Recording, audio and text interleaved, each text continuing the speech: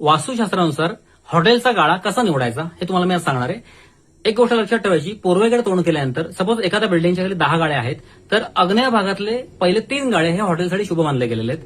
दक्षिणेकडे तोंड केलेले असतील गाळे तर शक्यतो घेऊ नका, पण आग्नेय आणि दक्षिण एकत्र असेल, कॉर्नर मिळाला तर तो गाळा चालतो. शक्यतो ईशान्य गाळा घ्यायचा नाही, कारण तिथे जळतंय किंवा ईशान्य भागामध्ये जळलेलं चालत नाही, हॉटेल चालणार नाही तिथे. थोडे दिवस चालेल, 5 वर्ष चालेल, 10 वर्ष चालेल, नंतर ते ठप्प होऊन बऱ्यापैकी नुकसान होईल. मी अनुभवाचे बोल सांगतोय, 22 वर्ष मी काम करतोय, हजारो वास्तू व्हिजिट मी केलेले आहेत. पहिल्या 750 व्हिजिटमध्ये माझा अनुभव जे आहे ते तुम्हाला सांगतोय मी. बऱ्याच जणांनी ईशान्येला ज्यांचे गाळे बुक केलेले आहेत ना, 100% त्यांचे गाळे बंद पडलेत 5 वर्षांत 10 वर्षांत. आणि जे 5 वर्षात 10 वर्षात कमवलेले पैसे आहेत ना, डायरेक्ट एकदाच आजारपणात गेलेत. विषय लक्षात आला. कसं असतं, काही लोक मानतात, काही लोक नाही मानत. मानणं न मानणं प्रत्येकावर आहे. पण तुम्हाला मी काही टिप्स देतोय. फक्त तुम्हाला जर व्हिजिट हवी असेल तर तुम्हाला प्रॉपर माझ्याकडनं वेळ घ्यायची. 94 21 14 38 90 किंवा 90 75 66 2003. आधी व्हॉट्सअप करायचा आहे आणि डायरेक्ट थेट मेसेज करायचा आहे. हाय वगैरे करायचं नाही, तुम्हाला रिप्लाय मिळणार नाही. फोन नका करू डायरेक्ट, फोन माझा डायरेक्ट बंद आहे, डायरेक्ट फोन मी उचलत नाही. व्हॉट्सअपवर डायरेक्ट मेसेज टाकायचा की दादा मला वास्तुशास्त्र व्हिजिट हवे, माझं घर बघायचं किंवा माझं दुकान बघायचं चालत नाहीये, ये बघायला. काय करायला लागेल, किती फी आहे, तर तुम्ही एरिया सगळं फोटो वगैरे सगळं पाठवलं मला की माहिती दिली.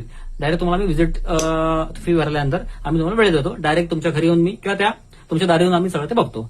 आणि वास्तुशास्त्रानुसार व्यवस्थित प्लॅनिंग करायचा. शितूत मिसळ जी आमची आता फेमस झालेली आहे ती काय फक्त मार्केटिंग करून नाही, एवढा सोपा विषय तो नाही. पूर्ण वास्तुशास्त्र मी शितूत मिसळमध्ये ओतलेलं आहे, रंगशास्त्र ओतलेलं आहे. लोगो पासून मगाचा मी व्हिडिओमध्ये बोललेलो आहे, लोगो, त्याच्यानंतर डिझाईन, हॉटेलची डिझाईन. आग्नेय भागात जे लोक जेवण करतात ते जेवण उरत नाही, 100% खपलं जातं. फक्त एवढंच की थोडंसं भान ठेवून गोष्ट करायला लागते. आणि महत्वाची गोष्ट म्हणजे हॉटेलची रचना. 6 रचना सांगितल्या गेलेल्या आहेत. तर 6 रचना कोणत्या ते मी लवकरच पुढच्या व्हिडिओमध्ये टाकेन. कसं आहे, 2.5 मिनिटाच्या व्हिडिओमध्ये तुम्हाला मी काही टिप्स देतोय. ही टिप्स आता बोललो त्याप्रमाणे तुम्ही ती टिप ही करा. आणि आग्नेय भागातले गाळा कुठलाही सिलेक्ट करू शकता, ईशान्य करायचं नाही. आणि महत्वाची गोष्ट, ईशान्य भागामध्ये, म्हणजे जर ईशान्य भागामध्ये चुकून सुद्धा किचन ओटा घ्यायचा नाही.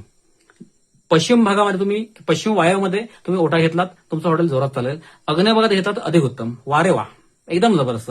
काही हॉटेल व्यवसायिकांना मी, ज्यांचं हॉटेल बंद पडलं होतं, त्यांना मी वास्तुरचना करून व्हिजिट दिली. त्यांनी माझी फी भरल्यानंतर त्यांना बुकिंग त्यांना करायला सांगितलं होतं. मी बुकिंग केल्यानंतर मी त्यांना व्हिजिट दिली आणि मी प्रत्यक्ष जागेवर जाऊन व्हिजिट देतो. आणि ज्यांना मी व्हिजिट दिली, आता सगळ्यांचे हॉटेल व्यवस्थित चालू आहेत. फक्त सांगितलेले उपाय क्लिअर करायचे, देवावर विश्वास ठेवून करायचे. नुसते पैसे भराल आणि तुम्ही तुमच्या मनासारखं वागाल, त्याचा उपयोग काय नाहीये. अडचणीत असेल तर मला खरंच कॉन्टॅक्ट करा, व्हॉट्सअप मेसेज करा, तुम्हाला छानपैकी मी सल्ला देईन आणि व्यवस्थित तुम्ही प्रॉब्लेममधून बाहेर याल. मला आता हॉटेलची आणि घरांची प्रचंड कामात आलेली आहेत. म्हणजे आता कोकण दौरा चालू आहे, पुणे मुंबई दौरा चालू होणार आहे, गोव्याला पण जाणार आहे मी. धन्यवाद, आभारी आहे.